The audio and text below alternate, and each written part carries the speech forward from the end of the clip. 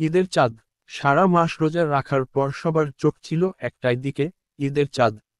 ছোট বড় সবাই ইফতারের পরপরই ছাদে, উঠোনে, মসজিদের সামনে এসে দাঁড়ালো। একে অপরকে জিজ্ঞেস করতে লাগলো, চাঁদ দেখা গেছে? ছোট্ট ফারিয়া ছাদে উঠে আকাশের দিকে তাকিয়ে বলল, ঈদের চাঁদ কোথায়? কেন দেখা যাচ্ছে না? তার দাদা হেসে বললেন, চাঁদ উঠতে সময় নেয়, একটু ধৈর্য ধরো। কিন্তু অপেক্ষা যেন আর শেষ হয় না। কেউ বলল, আকাশ মেঘলা, তাই দেখা যাচ্ছে না। কেউ বলল, হয়তো অন্য কোথাও দেখা গেছে। ঈদের আনন্দ। ঠিক তখনই পাশের গ্রাম থেকে খবর এল, চাঁদ দেখা গেছে।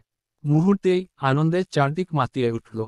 ফারিয়া খুশিতে লাফিয়ে উঠল, বলল, ঈদ আসছে, ঈদ আসছে। সারা গ্রামে যেন খুশির জোয়ার বয়ে গেল। মসজিদে তাকবীর ধ্বনি শোনা গেল, ছোটরা নতুন জামা পরার আনন্দে মেতে উঠল, মা বোনেরা সেমাই আর মিষ্টি তৈরির প্রস্তুতি নিতে লাগলেন। ঈদের চাঁদ মানেই তো আনন্দ, ভালোবাসা আর মিলনের উৎসব।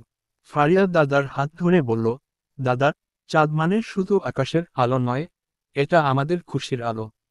দাদা মুচকি হেসে বললেন, হ্যাঁ ফারিয়া, ঈদের চাঁদ মানেই ভালোবাসা, মনের আনন্দ, আর সবার সঙ্গে ভাগ করে নেওয়ার উৎসব। ফারিয়া খুশি মনে হাত উঁচিয়ে ঈদের চাঁদের দিকে তাকিয়ে বলল, ঈদ মোবারক।